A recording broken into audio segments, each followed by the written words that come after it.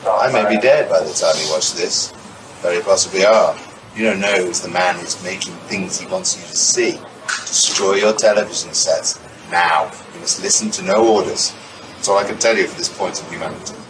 The actor and comedian Rick Mayall has died suddenly at the age of 56. He shot to fame in The Young Ones and starred in some of the most successful comedy series of the 1980s and 90s. He lives behind his wife and 3 children.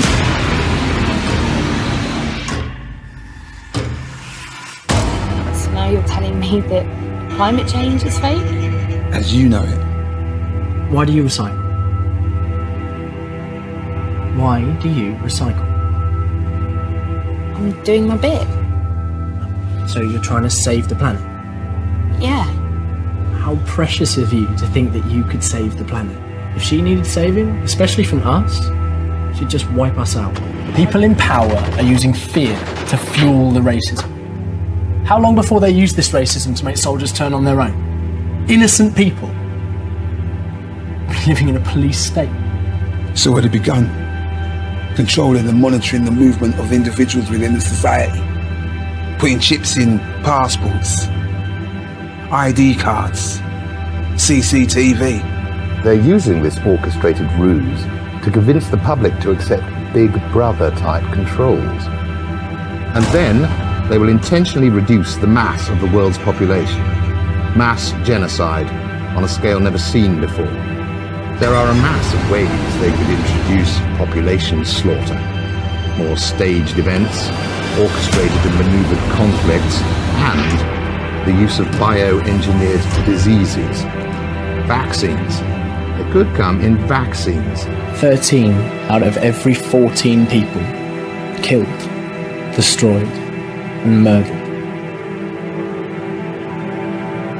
In order to stabilize world population, they need or want to dispose of 6.5 billion people. It's a horrible thing to say, but isn't it just as bad not to say it? Questions? These are the things that are going on in there. It's like an octopus with arms. It's many, many arms, but you got to go after the head of the octopus in this one. Who is it? The central banks, the IMF, the ECB, the private West central banks, the BIS, the Rothschild banks. The Federal Reserve really, even though it is not part of the federal government, it is more powerful than the federal government. It's more powerful than the president, the Congress, and the courts. The problem is that since 1864, we've had a debt-based banking system. All our money is based on government debt.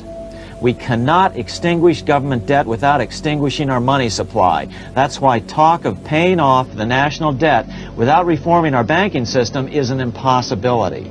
That's why the solution does not lie in discussing the size of the national debt, rather it lies in reforming our banking system. There's nothing federal about the Federal Reserve, and there are no reserves. The name is a deception created back before the Federal Reserve Act was passed in 1913 to make Americans think that America's central bank operates in the public interest. Why can't Congress do something about the Fed?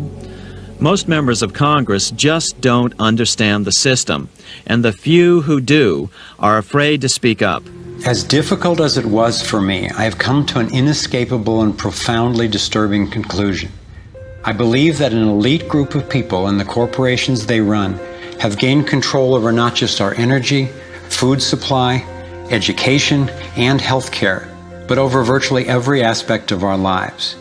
And they do it by controlling the world of finance, not by creating more value, but by actually controlling the source of money. When I followed the money, I found that it took me up the levels of a pyramid. Here we are at the bottom level going about our daily lives. Above us is government, people who are given a monopoly on force and use it to tax and control us whether or not we agree. But who controls them? At the next level are the corporations. Many would say that it is now corporations and not nation states that rule the world. They call it a corporatocracy. To acquire the world's resources and control the markets, this corporatocracy must have access to cheap money. The big corporations get their loans at special rates from the big banks, which means that those who control the major banks, the moneyed elite, ultimately control the corporations. As I've followed the money, I've learned that almost everything I once believed about money is simply not true. The problem is we have a privately owned central bank system in the United States disguised as a government-owned system. Now, if you look in the telephone book here in the Washington, D.C. area, you look up for Federal Reserve in the blue government pages, it's not there. It's in the white pages right next to Federal Express. It's a privately owned central bank. One of the most outspoken critics in Congress of the Fed was the former chairman of the House Banking and Currency Committee during the Great Depression years. Lewis T. McFadden, Republican of Pennsylvania, said in 1932, "We have in this country one of the most corrupt institutions the world has ever known. I refer to the Federal Reserve Board. This evil institution has impoverished the people of the United States and has practically bankrupted our government." Senator Barry Goldwater was a frequent critic of the Fed. Most Americans have no real understanding of the operation of the international moneylenders. The accounts of the Federal Reserve System have never been audited. It operates outside the control of Congress and manipulates the credit of the United States. The Founding Fathers knew the evils of a privately owned central bank. First of all, they had seen how the privately owned British central bank, the Bank of England, had run up the British national debt to such an extent that Parliament had been forced to place unfair taxes on the American colonies. Ben Franklin claimed that this was the real cause of the American Revolution. Most of the Founding Fathers realized the potential dangers of banking and feared bankers' accumulation of wealth and power. Jefferson put it this way: I sincerely believe that banking institutions are more dangerous to our liberties than standing armies. The issuing power should be taken from the banks and restored to the people to whom it properly belongs. That succinct statement of Jefferson is, in fact, the solution to all our economic problems today. Here's how it works. They print it, we borrow it, and we pay them interest. This is garbage. This is garbage. Your people in South Africa, you have your rand, right? That's going to zero. That's going to zero. This is going to zero too. Euros are going to zero. The yen's going to zero. The Chinese currency is going to zero. It's all going to zero against Bitcoin. If you don't understand that yet, you're going to be impoverished. You're going to be on the street. You're going to be begging. You're going to be out of business. You're going to be toast. James Madison, the main author of the Constitution, agreed.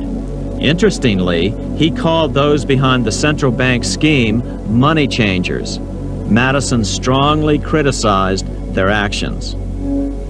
History records that the money changers have used every form of abuse, intrigue, deceit, and violent means possible to maintain their control over governments by controlling money and its issuance. The battle over who gets to issue our money has been the pivotal issue throughout the history of the United States. Wars are fought over it, depressions are caused to acquire it.